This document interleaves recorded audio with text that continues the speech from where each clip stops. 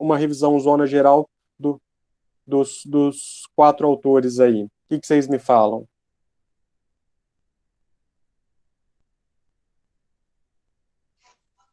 Ainda não estudei.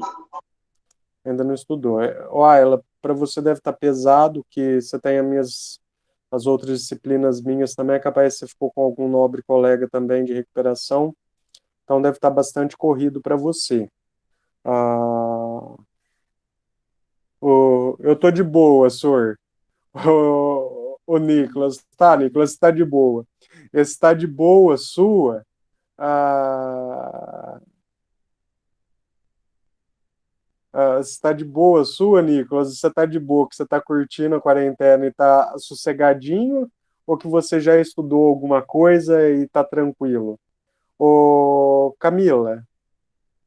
Ah, tá. Não, beleza. Camila, é o seguinte, não, é normal aí, né? Quando vocês saem do fundamental e entram no médio, geralmente dá um baque mesmo, porque vocês não viram mesmo sociologia. Dependendo do professor do ciclo 2 do fundamental, às vezes o cara passa alguma coisinha em história, quando estuda a Revolução Francesa, fala de alguns autores, de sociologia, quando explica a questão de capitalismo, socialismo, sétimo ou oitavo ano, que eu não me lembro, essa parte, quando vocês estudam isso no ciclo um, aí às vezes fala um pouquinho de Karl Marx e tal, tranquilo. Né? O Durkheim, às vezes aparece alguma coisa em história, aí dá para falar, mas dependendo do professor, ele explica o conteúdo e acaba não comentando desses autores com vocês, tá? Mas vocês fiquem tranquilos aí, eu vou fazer um apanhadão geral agora. Eu vou começar com o Durkheim na questão de sociologia. Seguindo o Durkheim, eu vou pegar e eu vou falar para vocês referente às ideias do Karl Marx ali, alguma questãozinha referente aos modos de produção, né? A questão da superestrutura, da infraestrutura, tá? Então aí a gente vai tranquilo. Boa tarde, senhor Miguel. Tudo bem? Quer soltar o microfone para falar boa tarde? Pode soltar, Miguel.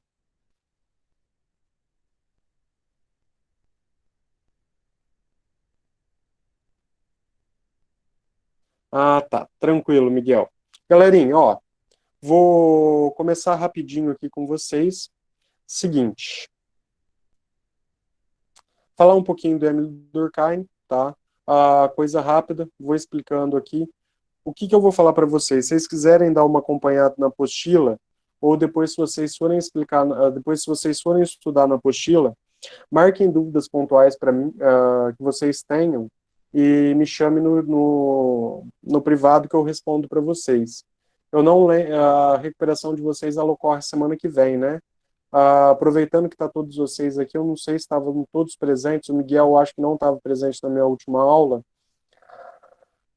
Terça-feira, dia 23, está em prova de Filosofia e Sociologia, capítulo 7 e 8, de ambas as matérias. 25 de junho, quinta-feira, está em prova de História, História Frente 1, História 1, capítulo 7 e 8, História 2, capítulo 6 e 7. Né? Então, beleza, galera. Seguinte, ó, a gente vai observar, né, de uma maneira bastante geral. Quando a gente pensa na ideia do Emile Durkheim, o Emile Durkheim de forma geral, ele vai bater em cima das questões referentes aos chamados fatos sociais, tá?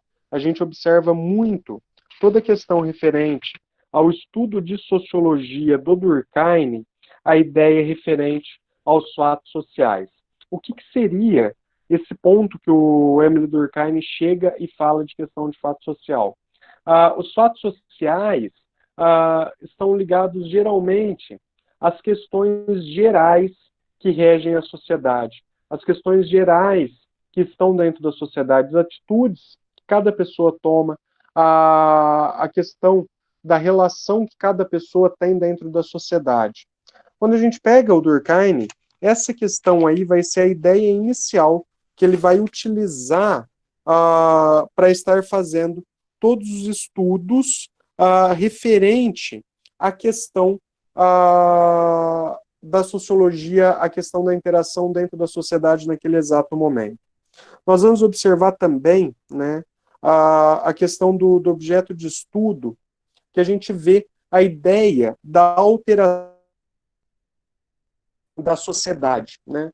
Por que essa alteração da sociedade? A gente observa a alteração da sociedade tradicional para a sociedade moderna, né? E o que tem essa questão ali entre a sociedade tradicional e a sociedade moderna? A gente vai observar, né, a sociedade tradicional, a gente pode pensar nela como uma sociedade, a sociedade ali do período mais anterior à história, do período medieval ali, que a gente pensa, uma sociedade onde não havia tecnologia, os meios de transporte eles eram bastante devagares, né, se a gente for pensar dessa maneira, que era os transportes feitos em cima de lombos de animais, ou pela água, né, em alguns casos aí.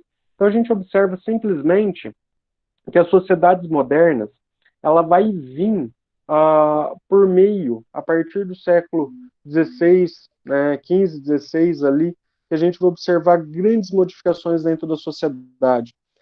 Diversos estudos que a gente observa principalmente feitos por Portugal, né, com suas tecnologias de navegação, se lançando além mar, chegando ao continente americano. Depois, século XVII, século XVIII, a gente observa a questão da Revolução Industrial, trazendo novas tecnologias para as pessoas dentro de casa. A questão referente ao meio de transporte, ele fica extremamente mais rápido também dentro de casa. Então a gente observa simplesmente toda essa questão, essa estrutura da sociedade. E o que a gente observa? A sociologia, ela nasce justamente no período da Revolução Industrial. Justamente nesse período da Revolução Industrial, pelo seguinte detalhe, nós vemos que a sociologia, nesse exato momento, ela se dá, né, pelo estudo das novas interações entre as pessoas dentro da sociedade. A relação das pessoas muda. A relação referente à produção, referente ao comércio, ela faz com que mude toda a rotina das pessoas. Tá? Então a gente observa esse primeiro ponto de vista. E a gente vai observar, né, seguindo essa ideia, a divisão do trabalho social, que antes da Revolução Industrial, nós vamos observar simplesmente que o cara pegava o material, né, ele pegava a matéria-prima ali, se ele fosse fazer um sapato, por exemplo, um calçado, ele pegava o couro, né, toda a matéria-prima do couro ali, e dessa ideia, a gente vai observar simplesmente que ele produzia o sapato todo, desde a sola, o acabamento interno, o acabamento externo, bonitinho. Quando a gente observa a Revolução Industrial, a gente observa que a relação social muda ali. Ele vai para dentro de uma fábrica onde um corta o couro, o outro faz a sola, né, metade da sola, o outro dá o acabamento na sola, o outro faz a parte externa do sapato, o outro faz a parte interna. Então muda a relação social. Muda a relação social também. Por quê? A questão... Opa, quase que eu joguei o relógio no chão. A questão referente, né, ao tempo que a pessoa vai trabalhar. Quando não tinha a questão das fábricas, a pessoa trabalhava o tempo que ela quisesse dentro da sua casa. Afinal de contas, ela não tinha um chefe, um patrão. Ela ordenava a quantidade de coisas que ela ia fazer. Beleza. Galera, até aqui eu falei um pouquinho do Durkheim. Alguém tem alguma dúvida? Como que tá aí? Vocês querem perguntar? Pode falar no microfone, pode falar no, no chat.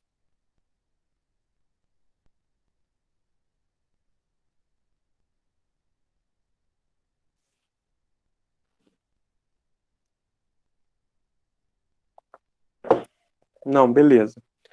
Galera, aí prosseguindo, é o seguinte, a gente vai observar, né, a questão que o Emile Durkheim ele vai dividir a sociedade em dois tipos de pautas, né, em dois tipos de costume ali. A gente vai observar, primeiramente, a questão da solidariedade mecânica e depois a ideia da solidariedade orgânica.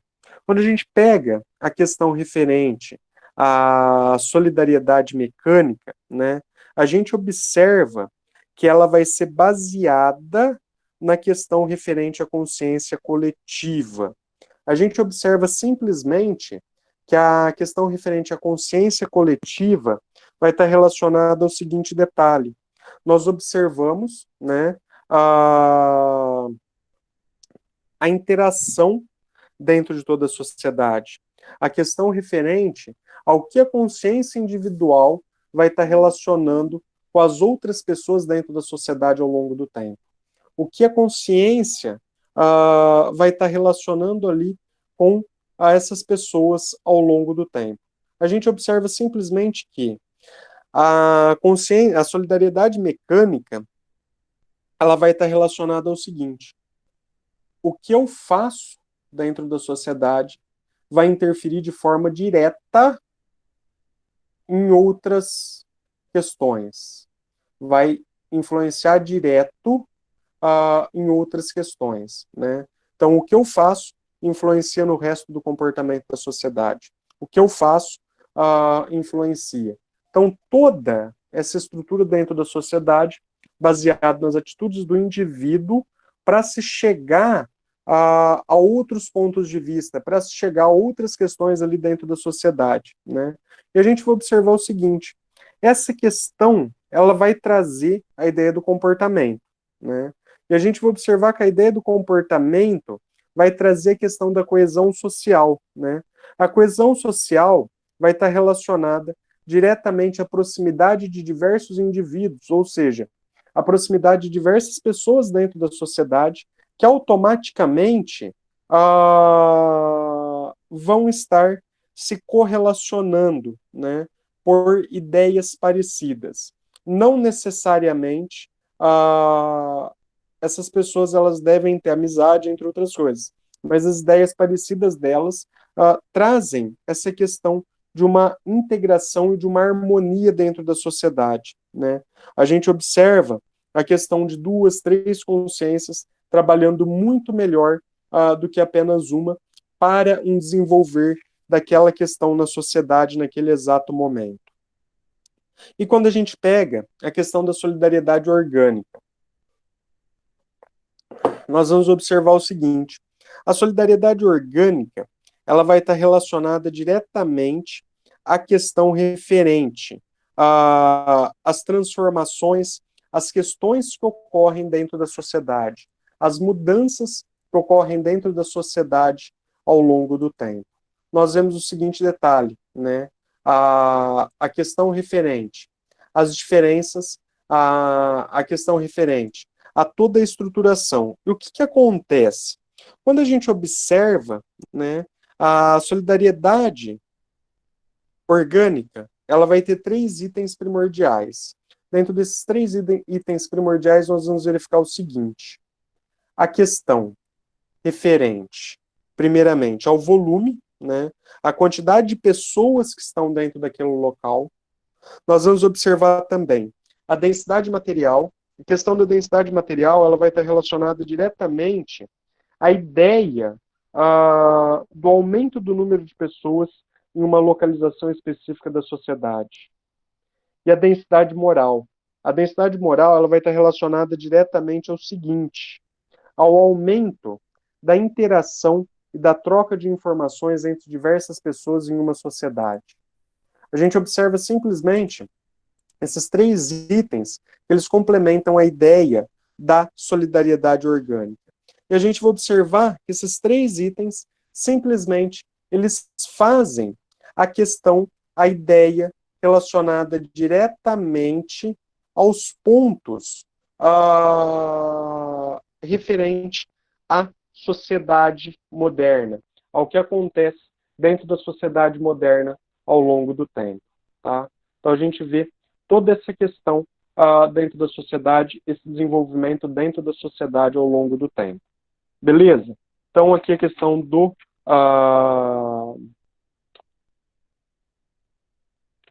Max Weber, né, do Emile Durkheim, desculpa, tá? A gente vai observar, turma, A ideia também, quando nós vemos a questão do Durkheim, as duas solidariedades, a gente observa a questão que ele vai tratar dos temas referente à divisão do trabalho, importante aí, que vocês entendam e que vocês saibam, tá? Basicamente, esses itens iniciais aí dentro do Emile Durkheim. Galera, seguindo essa ideia aqui, eu tenho bastante coisa para falar, só que devido ao tempo nosso, não dá para eu ficar falando muita coisa, né, com vocês. Então, agora vamos para a questão referente ao nosso querido e ilustre Karl Marx, né? A ideia do Karl Marx aqui, dentro da apostila 2, ainda no capítulo 5, a gente vai observar, né, as primeiras questões dele representando ali. Primeira coisa, a questão da sua biografia, sua vida e obra, tá? Da vida pessoal dele eu não perguntei nada, não perguntei nada do Emile Durkheim também, tá? Quanto a isso, vocês podem ficar tranquilos, tá? A gente vai observar a questão das ideias do modo de produção, a questão das análises, né? Quando a gente pega a questão do Karl Marx, eu acho que o primeiro ponto de vista relacionado ali, a gente vai observar que vai estar efetivamente relacionado às questões referentes ao modo de produção. O Karl Marx, né, ele é o cara da questão referente ao modo de produção, né? Ele está sempre relacionando essa questão, principalmente pela ideia dos estudos que ele faz com referência aos itens relacionados à desigualdade social, né? Aos itens relacionados ao conflito de classe, que é o principal ponto de estudo dele. A gente observa que ele vai estudar a fundo o sistema capitalista para poder dar as soluções para os problemas. E os problemas, ele vai encontrar a solução quando ele pensa na questão referente às ideias do socialismo, que traria a questão de uma igualdade social muito maior. Aqui a gente vai ver questão do materialismo histórico, questão referente ao materialismo dialético, né? Toda essa questão referente aos pontos do Karl Marx. Prosseguindo um pouquinho mais aqui, né, a gente vai observar que a sociedade para o Karl Marx ela é construída em cima de duas estruturas. Uma estrutura vai estar relacionada diretamente à superestrutura, né? A gente observa a questão referente à superestrutura. Quando nós vemos essa ideia referente à superestrutura, nós vamos observar o seguinte detalhe, né? A superestrutura ela vai ser toda a questão que rege e organiza a sociedade, né? Então vai ser a questão referente às ideias políticas, às ideias jurídicas, a questão referente à ideologia, a questão referente ao espiritualismo. Tudo isso é a parte que faz a estruturação da sociedade dentro desse exato momento. Depois nós vamos observar também a questão relacionada ao seguinte, né? A gente observar a infraestrutura.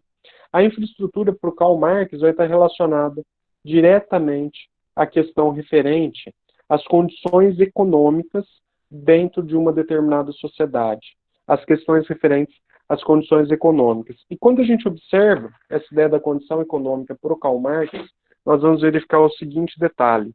A questão da condição econômica ela vai estar relacionada diretamente ao item que vai fazer uma referência ao mundo do trabalho. O mundo do trabalho, a questão referente às forças produtivas. Primeiramente, galera, quando a gente pensa na questão referente ao mundo do trabalho, o trabalho, né, vai estar relacionado a itens, né, que as pessoas fazem desde a época das cavernas. O trabalho, como nós conhecemos hoje, é de uma forma. O trabalho naquele exato período acabava sendo de outra forma. A pessoa trabalhava, entre aspas, aí, para estar concluindo as suas necessidades. Ela trabalhava para estar conseguindo concluir todas as suas necessidades, todas as coisas que era preciso dentro da sociedade naquele exato momento, né? Então a gente vê toda essa situação sendo colocada para a sociedade ali naquele exato momento. Então, o trabalho sendo necessário, o caçar para conseguir se alimentar, a questão de coleta de frutos também para conseguir se alimentar, e a questão referente aí, muitas vezes, a busca por abrigo, né? Então, tudo isso está relacionado às necessidades básicas do ser humano. E a gente vai observar que, dentro dessa questão, ele vai enquadrar alguns modos de produção. Basicamente, são 4 modos de produção, 5 modos de produção, que o Karl Marx acaba enquadrando. A gente verifica o seguinte, a questão referente, a ideia inicial, os diferentes modos de produção. Então, vai haver diferentes modos de produção dentro da sociedade, né? Haverão aí diversas formas de produção dentro da sociedade, né? O modo de produção primitivo é o modo de produção que eu comentei com vocês agora, né? É o modo de produção aí que vai fazer uma relação direta às questões que nós vamos observar dentro da sociedade, as questões que nós vamos estar verificando dentro da sociedade. Por quê? A gente verifica o seguinte, a ideia, né, referente à questão de você trabalhar buscando as necessidades básicas da sua vida. Quando nós pegamos a ideia da produção escravista, quando nós pegamos a ideia do modo de produção escravista, o que a gente vai verificar na questão referente ao modo de produção escravista? Simplesmente, nós vemos que vai ser um modelo que vai vigorar na antiguidade, né, que vai estar relacionado diretamente às questões que as pessoas acabavam sendo escravizadas por questão referente à invasão do território, né, ou por dívida, vai depender da sociedade. No período da história moderna, nós vamos observar a ocorrência de escravidão pela questão do sequestro de pessoas de diferentes culturas, de diferentes continentes, né, e levados à força a outro continente para estar trabalhando, nesse caso estou citando a escravidão africana, ou a escravidão indígena, que também ocorre com muita força aqui dentro das Américas, né. Então a gente observa essa ideia quando nós pensamos no modo de produção escravista. Quando a gente pensa na questão referente ao modo de produção asiático, tudo o que eu estou falando é segundo os estudos do nosso querido ilustre Karl Marx, tá? Então a gente vê todas essas questões. Beleza, aí quando a gente observa a ideia referente, né, a questão do modo de produção asiático, né, a gente vai observar que está relacionado diretamente à terra, que, de certa maneira, ela pertencia ao Estado, né? E esse Estado, ele organizava todos os recursos da sociedade, né? O regime, ele tinha as bases, basicamente, na estrutura de um regime de escravidão.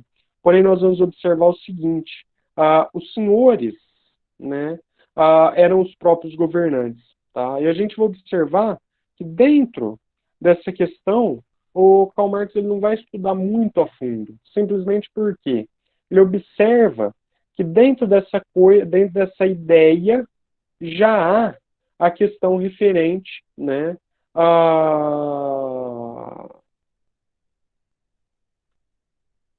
a questão referente, né, à estrutura, né, do que a gente vai observar, a estrutura do que vai estar acontecendo ali dentro da sociedade, né, basicamente colocada na questão referente à ideia da escravidão. E a gente vai observar também a questão referente ao seguinte, né, o modo de produção feudal, nós observamos ele relacionado diretamente, né, ao feudalismo, nós estudamos agora há pouco em história, né, havia a questão de um acordo entre o senhor feudal e os servos, entre a questão referente à relação de suzerania e vassalagem, né? E todas as questões referentes à estrutura de produção. E quando a gente entra do Karl Marx referente ao modo de produção capitalista, a gente vai observar que é o que a gente vive, basicamente, o modo de produção que ocorre nos Estados Unidos de forma tranquilinha ali, e nós vemos que, dentro dessa questão, nós vemos o seguinte, vai estar baseado em ideias da indústria, em ideias referente às questões da sociedade, né, a produção, os meios de produção sendo de um proprietário e as outras pessoas, os outros cidadãos que não têm propriedade, eles simplesmente uh, né, eles vão estar trabalhando ali para conseguirem o mínimo necessário para a sua vida. Eles vão estar trabalhando ali para conseguir o mínimo necessário para a sobrevivência dentro daquela sociedade. Tá? A gente observa essa questão relacionada. Então, turma, a gente vê toda essa ideia relacionada à questão dos modos de produção. Turma, vocês têm alguma dúvida? Posso passar para a filosofia? Não temos dúvida. Tá. Quem falou agora foi a Ayla? Sim. Tá. Ô, Ayla, e o pessoal que está presente aí nesse exato momento, por favor, peguem e estudem o conteúdo que está na apostila, estudem tudo certinho ali, a prova semana que vem, depois vocês tiram dúvida comigo quinta e sexta-feira, tá? Sexta-feira, às vezes, eu não estou em horário comercial, eu respondo à noite ou respondo no sábado para vocês, beleza? A gente observa, né, começando aqui na questão da filosofia, né, entrando na questão referente aos pré-socráticos, né, a gente vai observar o seguinte: quem que eram os pré-socráticos? O que esse pessoal pensava dentro desse exato momento? A gente vai observar que os pré-socráticos são as pessoas que estão relacionadas diretamente ali aos precursores da filosofia, ou seja, aos primeiros caras ali que pensaram na ideia referente à filosofia. Essas pessoas, de certa maneira, vão buscar a explicação, vão buscar a questão referente à origem do universo quando nós pensamos na questão referente ao natural, né? A gente vai observar que esses filósofos pré-socráticos, de todos eles acabam sendo os primeiros a estarem recorrendo para explicações lógicas dos acontecimentos, para explicações lógicas do que acontece dentro da sociedade naquele exato momento, né? Eles querem a explicação principalmente referente à criação do universo. Quando a gente estuda os pré-socráticos, de certa maneira, nós vamos observar o seguinte detalhe. Todos eles, né, todos os pré-socráticos, eles buscam a criação do universo através de uma única causa, né? Uma única causa vai ser responsável por ter gerado todo o universo dentro da sociedade naquele exato momento. Então a gente vê toda essa questão ali da sociedade, nós vamos observar toda essa ideia dentro da sociedade naquele exato momento, essa criação que nós temos, tá? A gente vai observar, né?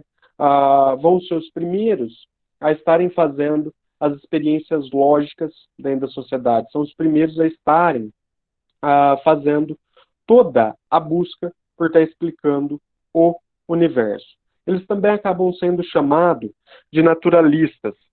Por quê?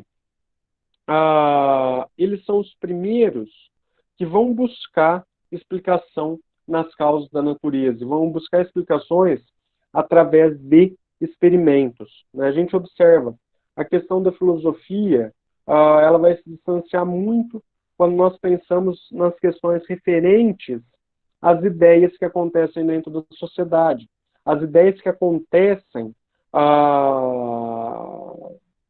dentro ali daquele local. Então eles vão buscar experiências e vão contrapor as mitologias que são contadas há séculos. Então a gente observa esse primeiro ponto ali. Nós vamos observar também a questão referente à criação da físis, né? Quando nós pensamos na questão referente à físis, o que nós pensamos, né?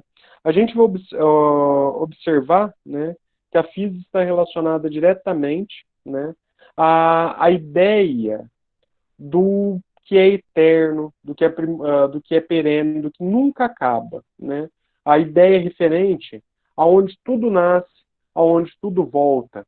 A física ela acaba muitas vezes sendo invisível, né, aos olhos. A física ela acaba sendo um elemento primordial da natureza. A gente observa essa questão também referente à ideia da natureza eterna e perene, né? A gente observa a questão referente a esses pontos quando nós pensamos na ideia da filosofia.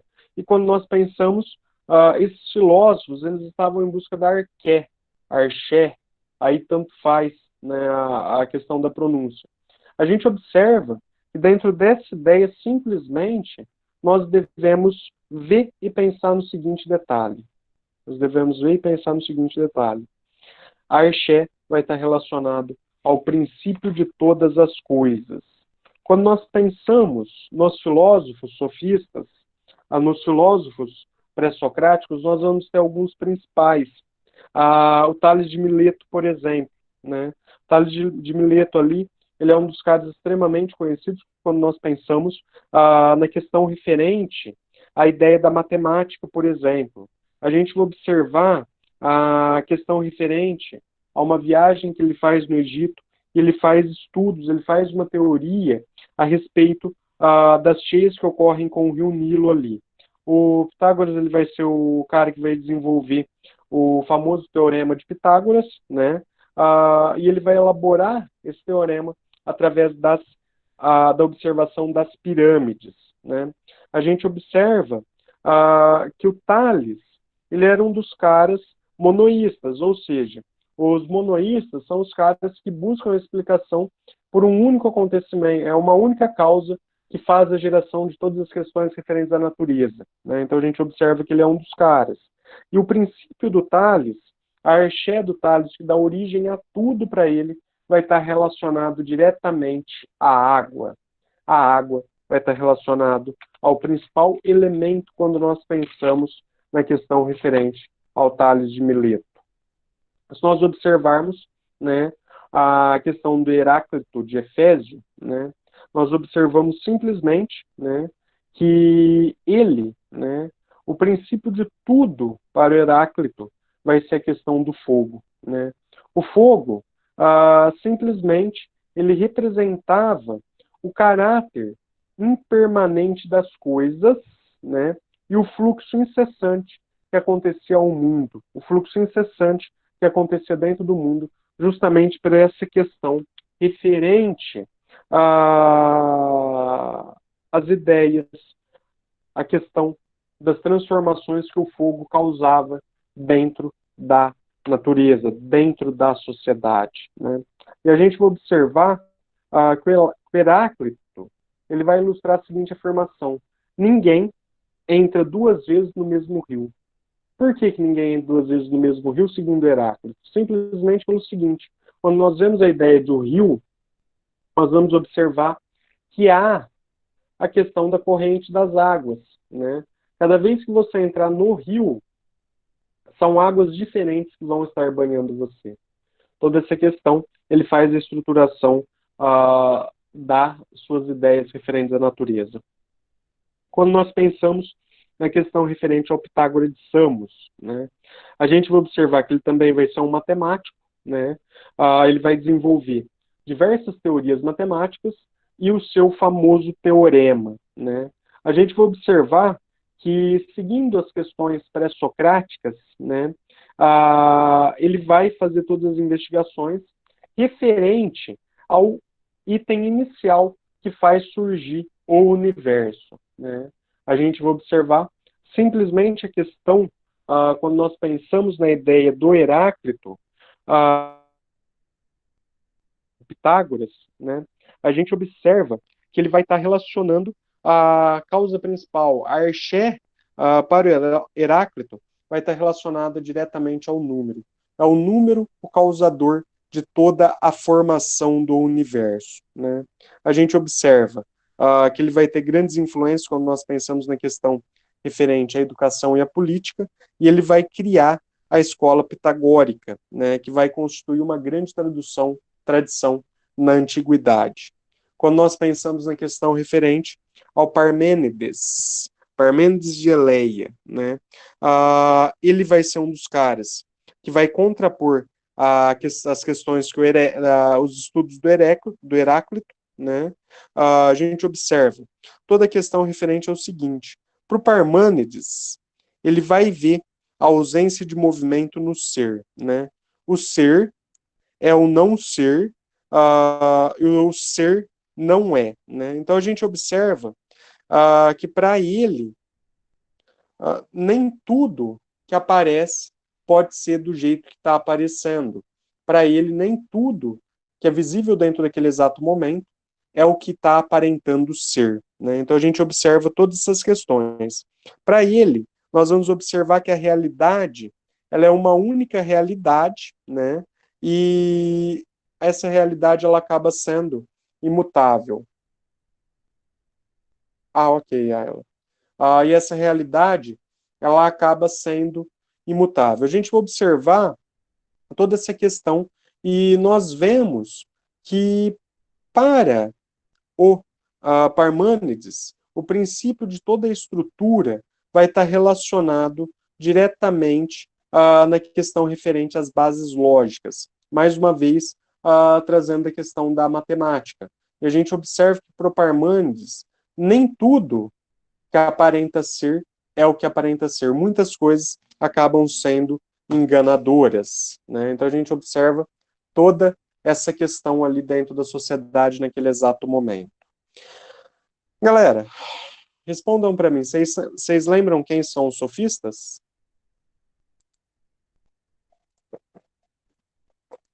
E aí?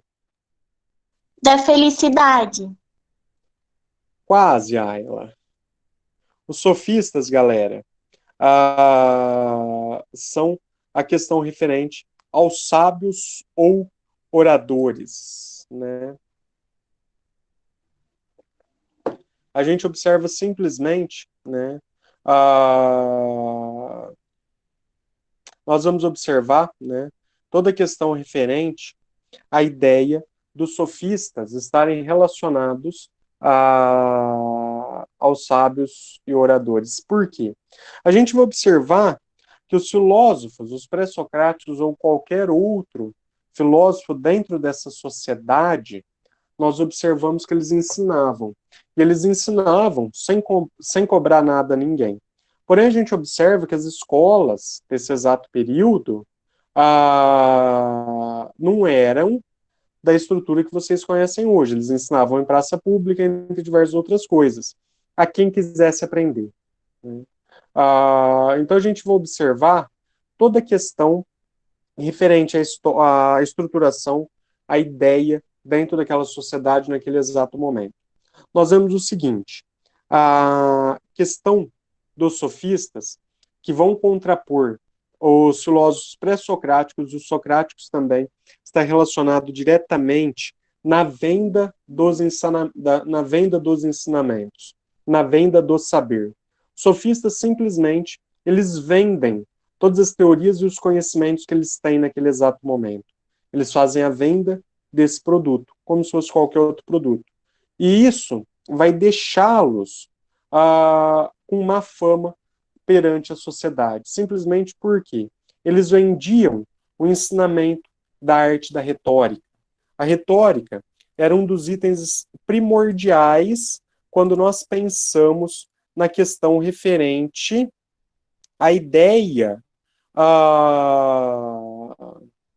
a ideia, né, de fazer sucesso dentro de um discurso. Então, a pessoa, ela simplesmente, né, ela teria grande sucesso, né, nos seus discursos. Ela teria muito sucesso dentro do seu discurso quando ela soubesse a arte da questão referente à retórica. Então, isso traria muito sucesso. Então, eles vendiam esses ensinamentos. Isso acabou deixando os outros filósofos extremamente bravos e críticos a eles. Tá? A gente observa os sofistas com grande importância quando nós pensamos na questão referente, né, ao processo de democracia. Simplesmente porque eles acabavam ensinando as pessoas na arte da retórica. E essa arte da retórica é extremamente importante. Alguém quer questionar alguma coisa, galera? Posso prosseguir para o próximo. Pode ir para o próximo. Tá, eu vou finalizar depois ali com o Sócrates, tá? Que vai ser o último ali que nós vamos estar olhando, que é o Sócrates.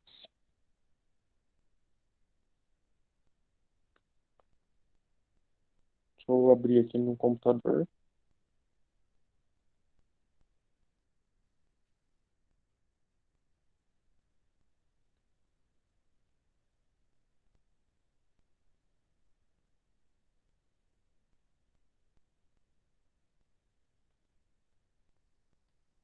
Sócrates, tá? A gente vai observar que ele é o carinha famosinho da frase só sei que nada sei, né? Por quê? Essa questão aí, quando a gente pensa nessa ideia do Sócrates, ele é o cara que ele vai estar sempre na ideia dos novos aprendizados ao longo da vida, tá? A gente vai observar que ele está sempre relacionado ali aos novos aprendizados dentro da vida.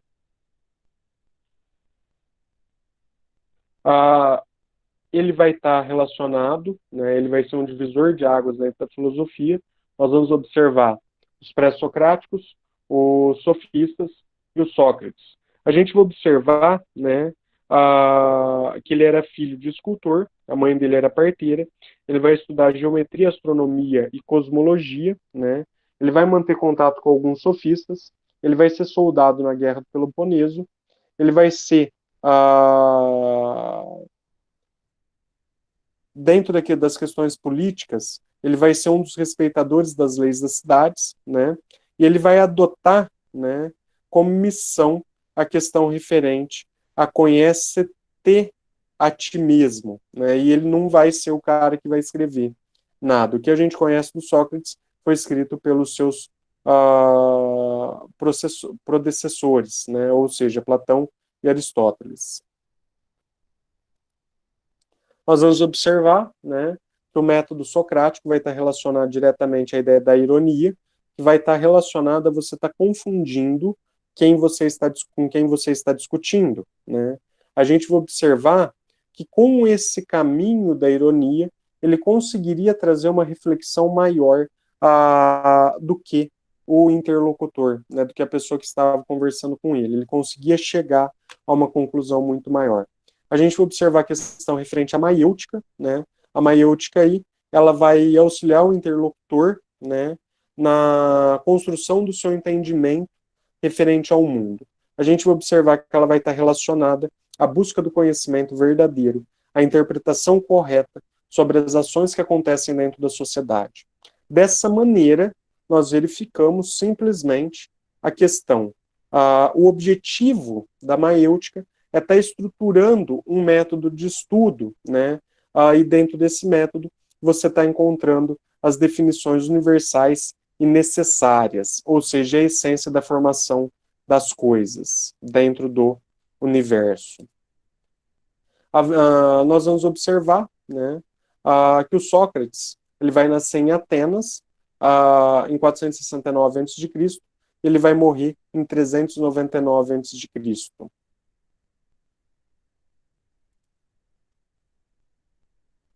Nós vamos observar também a questão referente a uma recomendação básica que ele fazia a todos os seus discípulos, né? Ele dizia que a distinção entre os homens e qualquer outro animal está relacionada à sua alma. E a alma do ser humano, ela vai estar relacionada simplesmente ao seguinte: a busca pela sede da razão, né? A questão referente à busca extremamente expressa, né, pela sede da razão, conhecimento, e a questão referente aos oráculos. Nós vamos observar que por isso que ele falava a questão do conhece-te a ti mesmo. Primeiro você precisa se conhecer para depois estar buscando novas explicações para novos acontecimentos dentro da sociedade. A gente vai observar, né, o porquê a frase só sei que nada sei. Né? Nós observamos simplesmente a ideia da frase do Sócrates: o só sei que nada sei, relacionado diretamente ao seguinte detalhe. Nós vemos que, dentro dessa questão, a ideia do só sei que nada sei vai estar relacionado à busca incessante pelo conhecimento. Todos os filósofos, de certa maneira, eles têm a intenção de estarem fazendo buscas incessantes pelo conhecimento. Eles vão buscar, de forma extremamente grande, novos acontecimentos e todas as questões referentes às ideias dos conhecimentos dentro da sociedade. Beleza? Galera, seguinte. Alguém quer fazer algum questionamento? Alguém quer perguntar alguma coisa?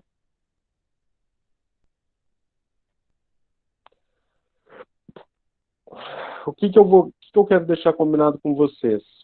Eu vou deixar combinado com vocês o seguinte: eu quero que vocês estudem para a prova. Amanhã a gente vai ter mais um encontro, porém vai ser de história.